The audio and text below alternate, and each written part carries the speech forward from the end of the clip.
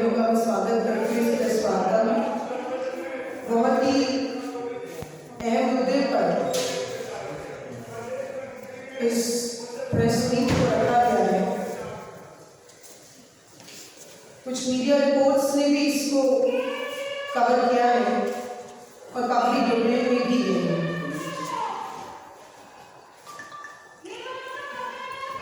जैसा कि हम सभी जानते हैं कि महिलाओं को हर महीने एक मासिक चक्र से गुजरना पड़ता है और जिसे हम कहते हैं मेंस्ट्रुएशन साइकिल। और मैं मानती हूँ कि समाज के अंदर महिलाओं के इस मुद्दे पर आज भी शर्म महसूस की जाती है।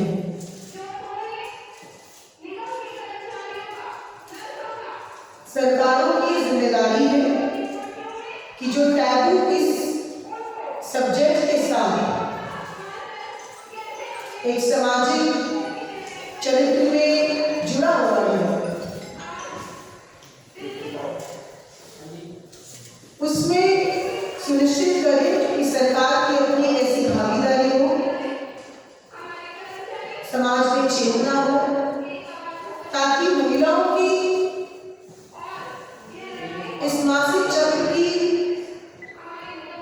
जो हकीकत है उसको लेके चाहे सरकारें हो चाहे समाज हो, इसमें बाधा ना बने बल्कि उसको चेतना के जरिए इस मुद्दे पर चर्चा इस समाज के अंदर लगातार निरंतर करती है। जब दिल्ली के अंदर कांग्रेस पार्टी सरकार में थी तो श्रीमती शीला दीक्षित जी के नेतृत्व में इन सभी मुद्दों को ध्यान में रखते हुए एक संवेदनशीलता के साथ कि बच्चियों की और महिलाओं की क्या जरूरत होती है, पर्सनल हाइजीन कैसे हम मुहैया करा सकते हैं, एक कार्यक्रम की शुरुआत की थी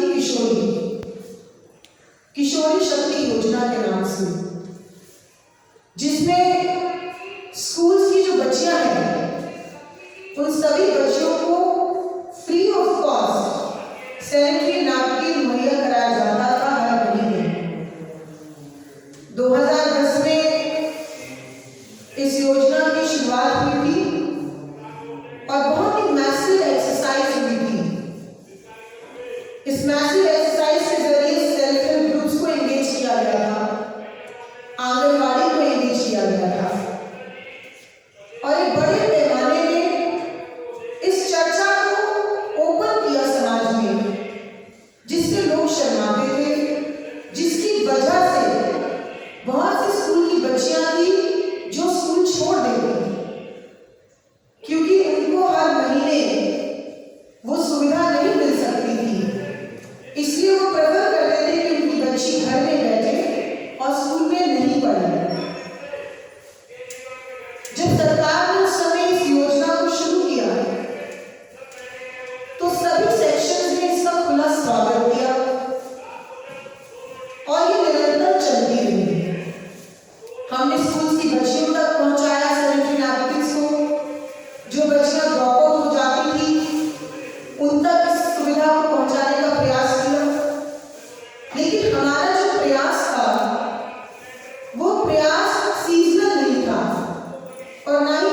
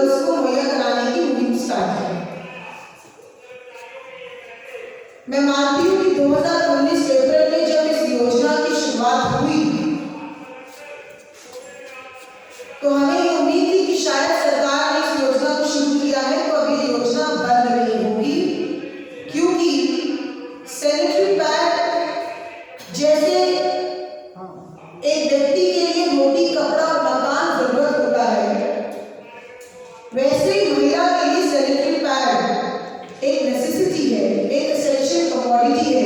ये कोई लग्जरी नहीं है कि आपने एक महीना मुहैया कराया और दूसरे महीने अगर आपने मुहैया नहीं कराया तो चलेगा।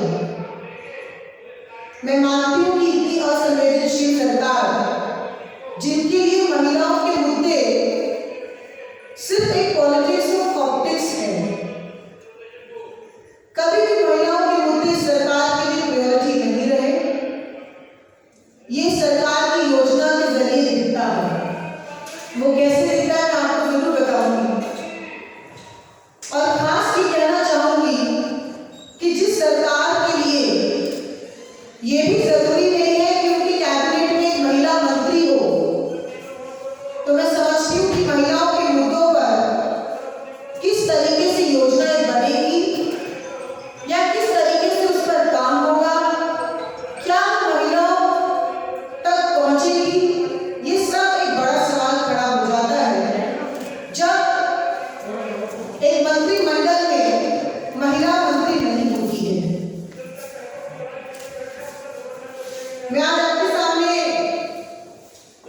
जो पब्लिक डोमेन में इंफॉर्मेशन है, उस इंफॉर्मेशन के हिसाब से अप्रैल 2019 में इस स्कीम को लागू किया गया। एक साल के लिए उन्होंने सप्लायर्स एंगेज करे। मार्च 2019 तक एक साल पूरा होने के बाद नए फाइनेंशियल ईयर में उनको नए सप्लायर्स के लिए टेंडर्स फ्लोट करने हैं। सरकार का ये कहना है क्योंकि पैंडेमिक चल रहा था इसलिए हम टेंडर्स फ्लोट नहीं कर पाए। पहली बात मैं मुख्यमंत्री जी से पूछना चाहती हूँ, जब पूरा विश्व पैंडेमिक में वर्क फ्रॉम होम कर रहा है तो आपके लिए मैं पूछना चाहती हूँ, सवाल है कि टेंडर्स कोई फिजिकल प्रोसेस नहीं है, it is an online process. तो टेंडर को फ्लोट करने के लिए आप पैंडेमिक का रीजन नहीं साइड कर सकते हैं, क्योंकि ये एक सरकारी प्रक्रिया है जो कि वैसे ही ऑनलाइन ही की जाती है। इससे ये बेनकाब होता है कि अपने हर फेलियर को सरकार पैंडेमिक के नाम पर छोड़कर बचकर निकलना चाहती है। सरकार के पास हजारों करोड़ रुपए विज्ञापन पे खर्च करने के लिए तो है, लेकिन सरकार के पास मात्र 2.5 करोड़ रुपए साल का महिलाओं के लिए उनके मासिक चक्र में मदद करने के लिए सैनिटरी पैड्स के लिए नहीं है। सरकार ने ये बोला कि हमने नया टेंडर फ्लोट नहीं किया, लेकिन हमने पिछले साल जो है ये सैनिटरी नैपकिन्स बच्चियों तक पहुंचाए। पहली तो सरकार की स्कीम थी कि 50,000 बच्चियों तक देंगे, लेकिन सरकार ने वो तो नहीं किया, सिर्फ 30,000 बच्चियों तक ही ये स्कीम पहुंच पाई और वो भी टुकड़ों में पहुंच पाई। मैं आपको ये कागज दिखाना चाहती हूँ, ये डॉक्यूमेंट है। इस डॉक्यूमेंट में साफ लिखा है कि अप्रैल मई जून उसमें ये सैनिटरी नैपकिन बच्चों तक गए, लेकिन जुलाई, अगस्त, सितंबर में नहीं गए। फिर अक्टूबर, नवंबर, दिसंबर में गए और दिसंबर के बाद फिर बंद हो गए। यानी कि ये जो सरकार मार्च का बहाना बनाकर, पैंडेमिक का बहाना बनाकर अपने फेलियर के ऊपर लीपापोती कर रही है, ये इस बात का सबूत है। और ये वो दस्तावेज है जो इन्हीं के डिपार्टमेंट के लोग जब सर्वे करते हैं, डिस्ट्रीब्यूशन करते हैं, तो रिकॉर्ड मेंटेन करते हैं। और हम लोगों ने इसके जरिए ये पता लगाया है, इस दस्तावेज के जरिए, कि सिर्फ 12 महीनों में से 6 महीने तक ही सैनिटरी पैड की सुविधा उपलब्ध कराई और 6 महीने नहीं कराई। तो कोविड को जिम्मेदारी देना, मैं मानती हूँ कि इस तरह दुर्भाग्यपूर्ण नहीं हो सकता। एक कांग्रेस की सरकार थी जिसने 2010 से लेकर जब इसकी शुरुआत की तो लगातार बिना किसी रुकावट के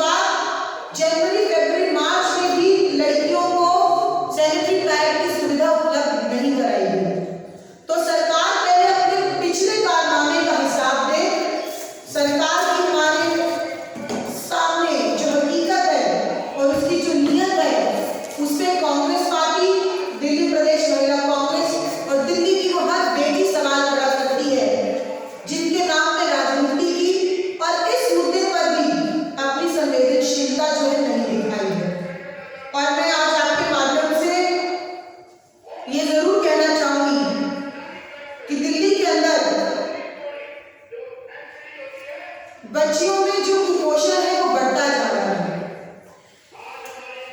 और मैं मानती हूँ कि सरकार का नजरिया जो है बेटियों के लिए, महिलाओं के लिए डिग्री को लेकर पूरी तरह से उदासीन रहा है। आज इस प्रेस कॉन्फ्रेंस के माध्यम से मैं मुख्यमंत्री जी से ये कहना चाहती हूँ कि अगर आपके बस की नहीं है इस स्कीम को लागू करना और ये एसेंशियल कमोडिटी हमारी बच्चियों तक पहुंचाना, तो आप हमें इन 30,000 बच्चियों की लिस्ट मुहैया कराएं।